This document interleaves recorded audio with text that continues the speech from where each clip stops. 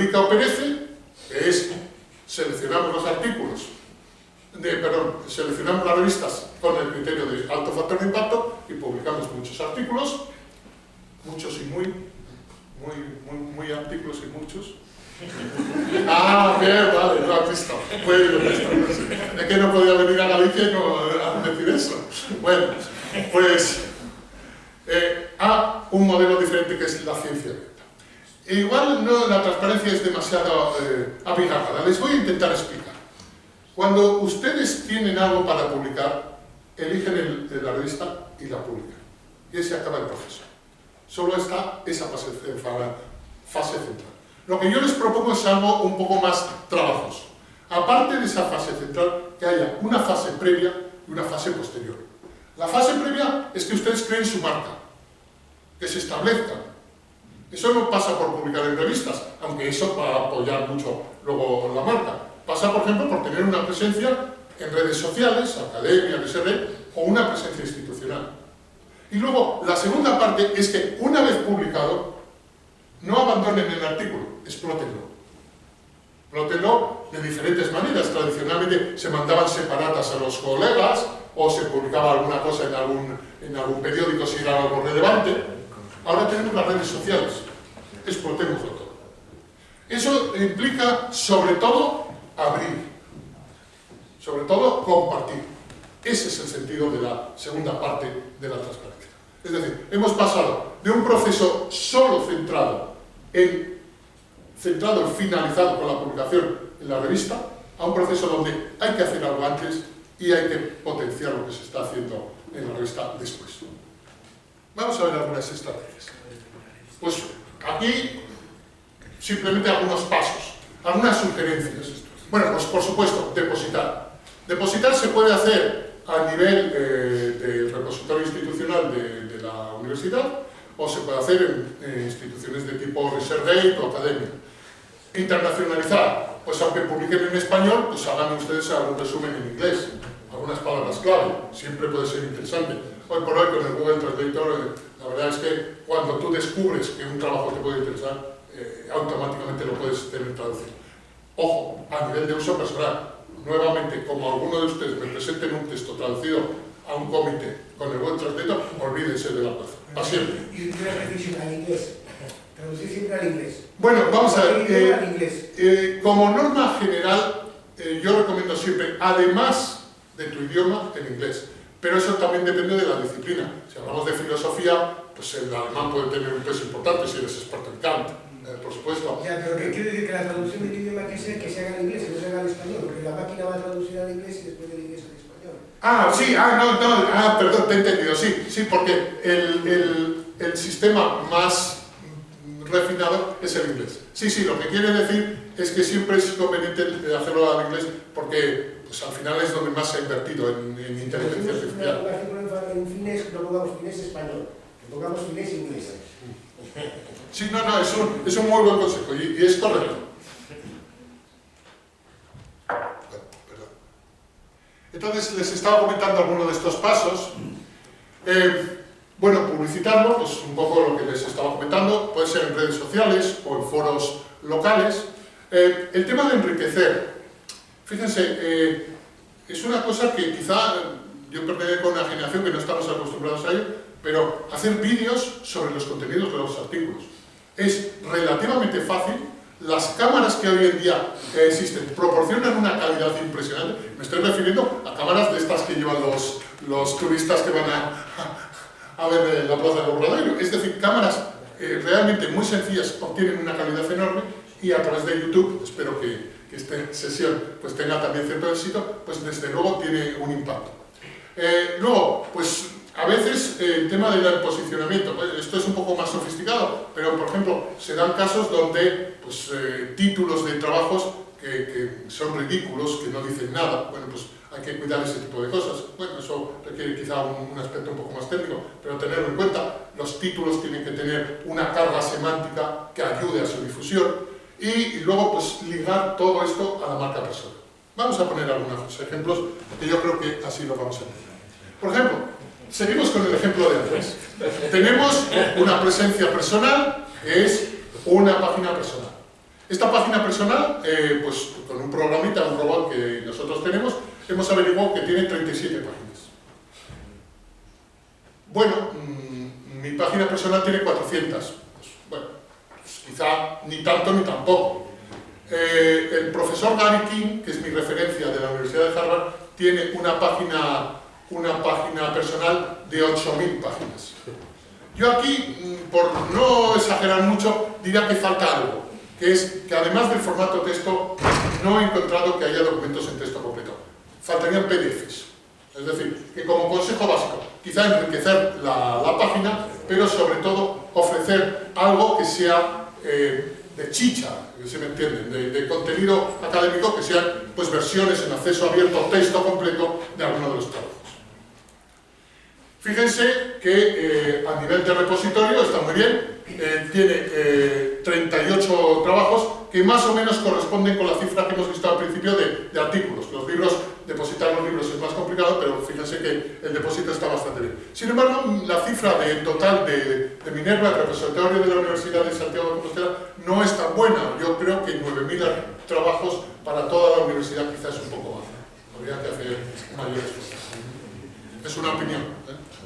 Perdona, otro inciso, es que Minerva es horroroso. Pero ¿qué me vas a decir? Si yo tengo una cosa que se llama Digital CSIC, que cada vez que entro me pregunta todas las veces cuál es el director de mi tesis.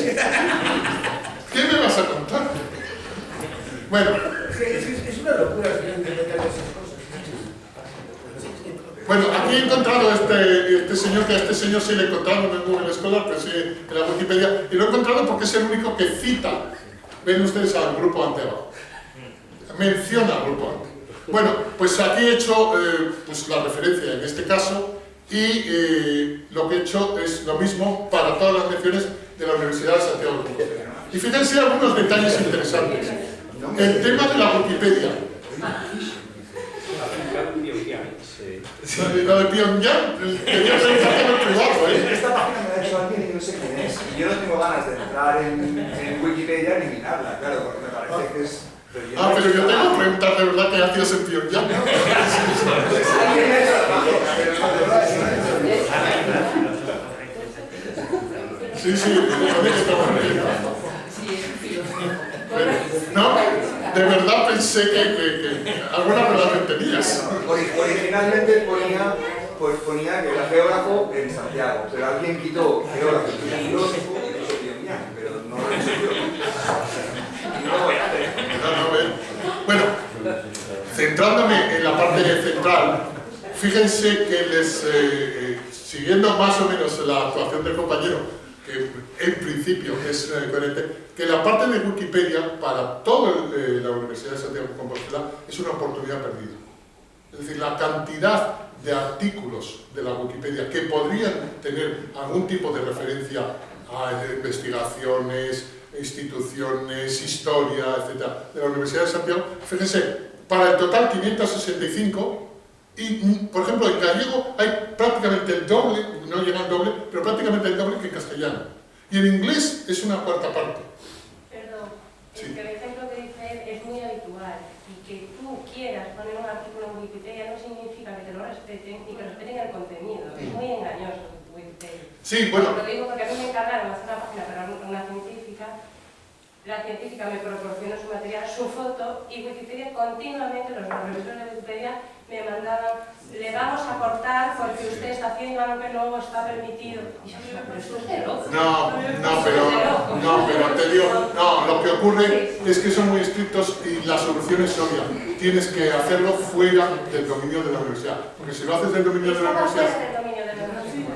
Sí, pues es una pelea. Y no conseguí. Pues hay que insistir. No está, no se puede. Bueno, puede que sea así. De todos modos, me sirve lo mismo, por ejemplo, para YouTube o en Twitter, que es evidente que en Twitter hay muchos más mensajes, pero no se utilizan páginas web en el dominio de la universidad.